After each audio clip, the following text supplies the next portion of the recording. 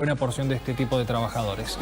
Vamos a darle la bienvenida al doctor Fernando López Chiesa, socio de la consultora Lisicki, Litvin y Asociados, quien ya se encuentra del otro lado y que vuelve al colectivo porque alguna vez hemos tenido el gusto. Pero, obviamente, Fernando, ¿cómo le va? Bienvenido una vez más a nuestro colectivo. Cristian lo saluda. ¿Qué tal, Cristian? Muy buenos días a todos ustedes. Gracias por la invitación nuevamente. Siempre es un gusto estar con ustedes. Para nosotros es un verdadero placer porque realmente, si no fuera porque un contador amigo nos soluciona la vida, no tendríamos ni idea de cómo proceder en este mundillo en el que ustedes se mueven como peces en el agua. Lo primero que quiero aclarar, porque me parece una pregunta de interés generalizado, ¿cuál es la diferencia entre monotributista y autónomo? Me parece de suma utilidad para quienes nos ven. Bien, son dos regímenes que hoy, si yo necesito realizar un emprendimiento, una actividad comercial, una actividad económica, son los dos regímenes por el cual yo voy a tener que estar eligiendo, ¿no es cierto? El régimen del monotributo obviamente es un régimen mucho más simplificado, más económico, que no tiene tanta carga administrativa y lo único que tengo que hacer es pagar una cuota todos los meses, ¿no es cierto? Hay algunas obligaciones de recategorizarse en forma semestral y demás, pero realmente es un régimen simplificado, como lo dice la palabra. Hoy, para que ustedes tengan idea, 3,5 millones de contribuyentes están inscriptos bajo el régimen, ¿no es cierto?, de monotributo, el régimen simplificado de monotributo. Y el régimen de autónomos es cuando ese emprendimiento que yo empecé, bueno, empezó a crecer. Tengo empleados, tengo tal vez más locales, más nivel de facturación. Bueno, entonces ya necesito tener otra estructura administrativa. Entonces, de esta forma, paso del régimen de monotributo al régimen de responsable inscripto. Sí. ¿Y ahí qué implica? Bueno, tengo otras tareas administrativas, otros costos fiscales, tengo que pagar el IVA, tengo que pagar ganancias, tengo que pagar autónomos. Entonces, bueno, lleva otro tipo de complejidades donde seguramente en ese caso el empresario va a requerir de algún colaborador contador para poder realizar todas las liquidaciones impositivas. Creo que quedó perfectamente aclarado esta diferenciación y ahora sí ya procedo al tema coyuntural, a lo que hoy nos compete y que va a ocurrir en el Senado. Creo, Fernando, que con el visto bueno tanto de oficialismo como de oposición, va a salir en pocos minutos sin mucho debate. Muchos quizás miran más bien el impuesto a las ganancias, cómo se va a elevar el piso, pero también es importante destacar cuáles son los beneficios de la reforma al monotributo que hoy se va a estar aprobando seguramente. Bien. Uno de los principales cambios que va a tener este monotributo va a ser la actualización de las famosas escalas. Sí. Yo, para poder ser monotributista, tengo que tener un tope máximo de facturación anual, ¿no es cierto? Que hoy, dependiendo un poco la actividad, si yo presto servicios va a estar alrededor de 1.800.000, y si yo vendo bienes, por ejemplo, no sé, una heladería, una librería, un comercio, bueno, ahí voy a estar en 2,5 millones de pesos por año como monto máximo de facturación. Bueno, estos valores se incrementarían aproximadamente un 35%, llegando ahora a la escala máxima de monotributo a un tope de facturación para la venta de bienes de 3,5 millones. Entonces, esto va a permitir que más contribuyentes monotributistas puedan permanecer en este régimen para evitar trasladarse al régimen de responsables inscritos en IVA. Entonces, de esta manera, el contribuyente puede permanecer dentro del régimen de monotributo y, bueno, con esta simplificación administrativa y con un costo obviamente mucho más bajo que el régimen de responsable inscripto. Para que vos tengas hoy idea de cuánto es lo que se paga, bueno, un responsable monotributista paga en la categoría máxima un promedio de 120, 130 mil pesos anuales. Y este valor se multiplica por 8 veces para el régimen de responsable inscripto. Entonces, salir del régimen de monotributista para pasar a un régimen de inscriptos es un costo muy alto. Te liquida. Entonces, exactamente. Entonces, este proyecto lo que trae es una especie de puente, lo llamamos nosotros. Sí. Es alguna versión amigable para que la gente no quede estancada dentro del monotributo y tal vez su factura no se recategorice y no llegue tampoco al régimen de inscripto. Entonces, va a ser como una especie de híbrido o un puente intermedio donde el contribuyente o el empresario va a tener que pagar IVA, va a tener que pagar ganancias, pero les van a permitir descontar determinado tipo de valores, ¿no es cierto?, para que la carga fiscal sea mucho menos. Entonces, en vez de aumentar esas 8 veces, bueno, aumentar en un promedio de 3.5, 4 veces el monto del monotributista.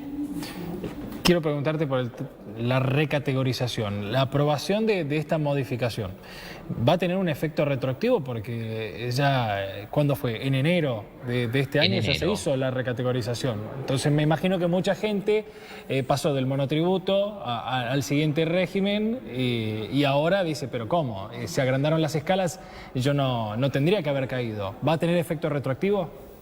A ver, nosotros esperamos que esto sea así porque nosotros en enero, como bien vos decís, nos recategorizamos, pero con las escalas viejas, las escalas de inicio del año 2020, Claro. por lo tanto, con una inflación, con una pandemia de por medio y demás, habían quedado muy desactualizadas. Entonces, es necesario que el fisco habilite con posterioridad que salga la norma algún mecanismo para efectivamente tributar y pagar la categoría que a mí me corresponde en base a mis ingresos. Entonces, el que quedó excluido, bueno, tendrá que reorganizarse, el que se excluyó y pueda volver ahora al régimen de monotributo tendrá que hacerlo. Entonces, bueno, eso va a venir seguramente durante el mes de mayo o el mes de junio con alguna reglamentación que tendrá que tanto el Poder Ejecutivo y la AFIP reglamentar al respecto. No es algo tan automático, ¿no? Perfecto, ojalá que así sea, porque beneficiaría realmente a mucha gente que pasó de un escalafón al otro y quedó, como decíamos recién, medio tambaleando. Quiero preguntarte y también... más que nada, sí.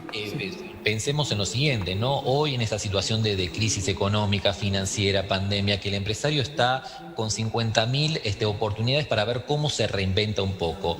Bueno, entonces el empresario tiene que estar concentrado en su trabajo, en vender más, en cómo ser más eficiente, pero no le podemos adicionar temas fiscales permanentemente. Entonces, para el monotributista que no sabe si se queda o se va, si tiene que cambiar el régimen de facturación o no, si tiene que facturar y cobrar el IVA o no. Entonces, son un montón de problemas que tiene más allá de su actividad comercial diaria. Entonces, bueno, tenemos que efectivamente simplificar estas cuestiones administrativas, de costos y demás, para poder efectivamente ayudarlo y que hagan su tarea, ¿no es cierto? La producción de bienes, de servicios, que es un poco lo que ellos saben hacer. Hablando de simplificar, hace ¿cuánto? 2 años en la provincia de Jujuy se unificó el ingreso bruto junto con el pago del monotributo. Una medida que me parece bastante interesante porque evita tener que hacer carga constante todos los meses de la declaración jurada de ingresos brutos. En cierta medida lo simplificó. ¿En todo el país se pagan ingresos brutos? ¿Los monotributistas lo pagan? ¿Hay algunas excepciones? ¿A qué corresponde? Porque me parece que la gente del otro lado también quiere saber qué es lo que está pagando. Bien, el impuesto sobre los ingresos brutos es un impuesto bastante arcaico que hoy tenemos, que por lo general todas las provincias lo cobran, y está basado en un ingreso a la venta, como se lo conocía anteriormente. Es decir, en base a lo que yo facturo, bueno, tengo que pagar una alícuota que va entre el 3 y 5%, dependiendo básicamente cuál es la actividad. ¿Cuál es el problema del impuesto sobre los ingresos brutos? Bueno, es un impuesto cascada, lo llamamos nosotros. ¿Por qué? Porque desde una producción primaria, cuando yo vendo, traslado y cobro impuestos sobre los ingresos brutos. Y luego el mayorista lo traslada hacia adelante, y luego el minorista, y luego al consumidor final. Entonces, en toda esa cadena de producción de ese bien, bueno, el componente de ingresos brutos es muy elevado. Entonces digo, cuando llega al verdadero consumidor final, dentro del precio que está pagando, tiene una carga impositiva del impuesto sobre los ingresos brutos muy alta. A diferencia del IVA, no me permiten descontar, ¿no es cierto?, lo que yo ya pagué en esa etapa de producción anterior. Entonces, por eso es un impuesto tan gravoso, pero bueno, es una realidad que las distintas provincias necesitan de esos fondos para poder llevar adelante su actividad financiera del Estado. Según tu apreciación, tu opinión, ¿esta medida es suficiente? Es buena, evidentemente, por todo lo que hemos venido hablando, es buena para el monotributista, pero ¿es suficiente? Yo creo que a prima facie, ¿no? A primera vista, no. le falta algo más. Recién lo mencionaste, el ingreso bruto es un impuesto arcaico. ¿Está contemplado, por ejemplo, que se quite, que haya reducciones? Porque hay muchos monotributistas que hacen un esfuerzo inmenso para pagar esos 3.000, 5.000 y vaya a saber cuánto más según categoría. ¿Cuánto más? Mira, la verdad no hay como en proyecto la eliminación del impuesto sobre los ingresos brutos. Recordemos que hace un par de años nosotros teníamos el famoso consenso fiscal que la Nación había firmado con las provincias, en el cual se comprometían a no aumentar, ¿no es cierto?, estos impuestos. Bueno, lamentablemente esto no ha sucedido así, ese pacto ha quedado sin efecto, las provincias han aumentado la tasa, ¿no es cierto?, de los impuestos, sobre todo el impuesto sobre los ingresos brutos, un impuesto que iba a empezar a disminuir gradualmente año a año esas alícuotas, hasta en algún momento podría llegar a desaparecer para algunas actividades. Bueno, lamentablemente eso no sucedió. Entonces, bueno, nos encontramos en esta vorágine fiscal de recaudar de nuevos impuestos y demás, ¿no es cierto? Y recordemos también, así como hablamos del monotributista, del autónomo, ¿no es cierto? Un gran olvidado en toda esta reforma.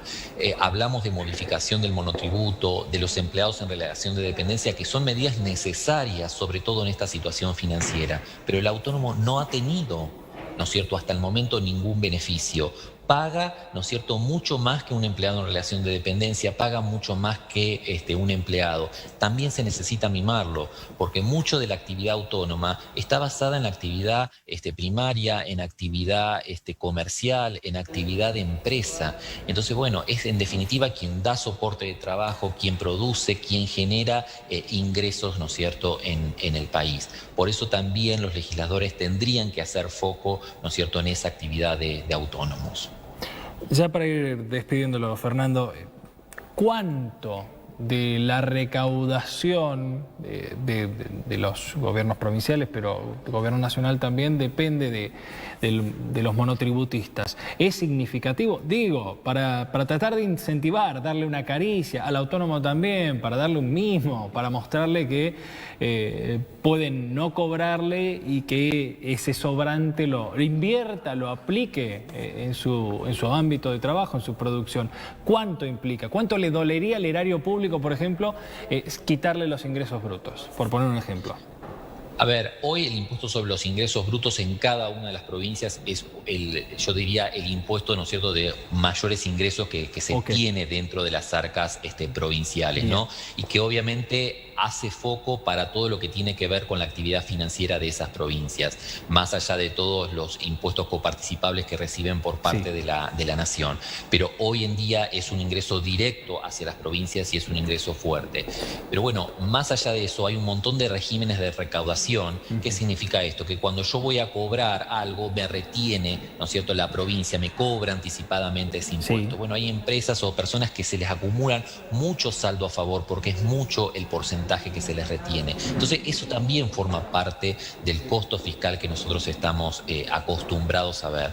Entonces, bueno, esto hay que tener una solución de raíz, ¿no es cierto? Una reforma tributaria, ¿no es cierto?, verdadera. Y que esos famosos pactos que se arman y demás, bueno, estaban pensados para eso. Entonces, bueno, lamentablemente vamos a tener que esperar en el tiempo para ver cómo evoluciona esto.